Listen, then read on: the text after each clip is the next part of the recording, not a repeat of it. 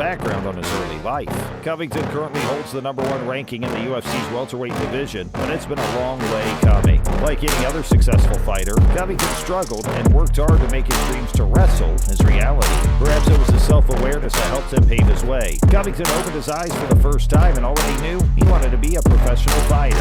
He absolutely devoured anything wrestling related and found his personal favorite in Ric Flair. And pretend fighting his sister Candice from a very young age certainly helped, because by age 5, Covington had already made his first declaration that he was going to become the best fighter in the world. Covington started working towards these goals through any means he could, and that included joining fighting clubs at his school. By high school, Covington had met some level of success, of course in no way comparable to where he is right now, and he was already winning titles like state and Pac-10 honors. It was after his graduation from Oregon State that he was taken to Florida by ATT owner Dan Lambert for official training. And less than a year in, Covington had shown he had pro capabilities and soon joined the UFC Fighters Wing. Next, his fight against Dong Hyun Kim. Back in 2017, Covington was chosen to face Dong Hyun Kim after his 6 successful fights from the only 7 he had in the UFC at the time. The Chaos knew that he had to show what he had to start getting noticed by some of the big shots. And that's what he did. Even with the fight wasn't exactly packed with entertainment, Covington still maintained a smothering offense over the 3 rounds that he fought Kim.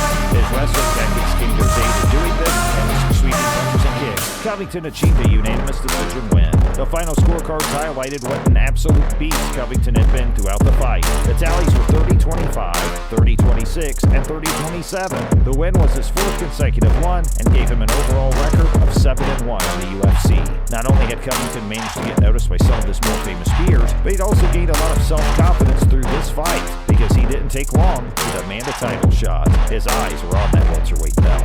Now, his exponential success as a fighter. Once again highlighting the fact that Covington is one of the fastest growing UFC fighters, his rise to success has definitely made some uncomfortable. Covington joined his first professional fighting gym when he was just 23, and after 5 pro fights, became a wholly welcome part of the UFC. As a new fighter, Covington was almost unstoppable, with only 1 loss in his first 8 fights. This guy was being discussed as UFC's new hottest. He quickly became the face of many things, and proved to everyone just what had entered the UFC. He then went on to win the interim welterweight belt, which even though he lost later on, proved just how capable he is. He even made many jealous, because they'd taken longer to achieve the same level of success that Covington had. In fact, in the previous 4 years, Covington has established himself as one of UFC's best, with a #1 ranking and many more achievements up his sleeve.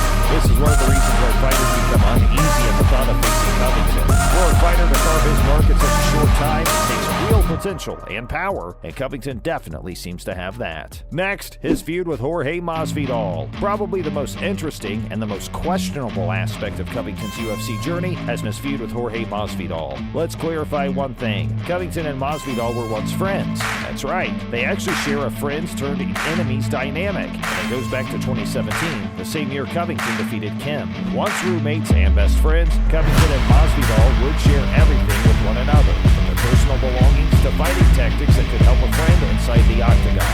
Things were going good until 2017. Masvidal claimed that his friend had failed to pay the rightful 5% of the $350,000 he'd won from his interim belt win to coach Paulinho Hernandez. Hernandez had allegedly received only $5,000 of the $17,500 he had been promised. Covington denied all those allegations, going as far as claiming that he himself only received $125,000 of his purse. Masvidal at the time claimed he had paid Coach Hernandez the remaining $12,500 out of his own pocket. The dispute grew so severe that both Masvidal and Covington were dropped by their gym. And while Masvidal returned once things got a little better, Covington proved he knew he had a different level of potential by separating paths from his old gym. He chose a solo venture and soon dropped it and joined the MMA Masters Gym alongside some other big UFC fighters. Ever since, the two have engaged in online quarrels and taunts. Covington seems to have an upper hand in this and dropped some banger tweets firing Masvidal in the most brutal of ways. And the feud that many believe was only started by Masvidal out of jealousy and how quickly Covington's career had been growing has only worked in Covington's favor. This is why many fighters are scared to feud with him, because even when he's accused of something, he still makes sure he has the advantage in a beef. Then we have the recent fight against Masvidal. Most recently, Covington faced his longtime rival inside the octagon for once. At UFC 272, Masvidal and Covington gave fans a blockbuster grudge fight, but obviously only one of them left the octagon in honor, and that was Covington. The fight took place on March 5th and turned out to be a unanimous decision victory for Covington after he gave his arch enemy a piece of his mind. Using his wrestling technique crafty striking and pressure. Even though Masvidal persisted through the 5 rounds, he was so obviously worn out by the 3rd round that fans just knew the night was Covington's. The win is one of Covington's career's hugest, and he seems to know that too. Even as soon as it was all over, Covington took to his Twitter with a fresh agenda to let everyone know that he wasn't done giving such blockbuster performances. On his Twitter, Covington not only called Masvidal out for losing so horribly to him, but also other fighters. He apparently thinks he has the potential to go up against the current lightweight title holder, Dustin Poirier. He called him Louisiana swamp trash in a tweet and warned him that he'd be next. And this brings us to our next point. Next, his ability to speak his mind. Perhaps the thing Covington is most notorious for is his tendency to be brutally honest, not only about his enemies, but even those who have said or done nothing to displease him. If you head over to his Twitter account right now, it won't take you long to realize that this guy doesn't hold back. In the past, he's targeted many fighters by calling them names and all sorts of derogatory terms. Some of his victims include Dustin Poirier and Jorge Masvidal. In interviews too, Covington has thrashed his fellow fighters. He likes taking it all the way when he doesn't like someone, and his speech is proof of that. At feuds and otherwise, Covington has been a formidable opponent, and UFC fighters are well aware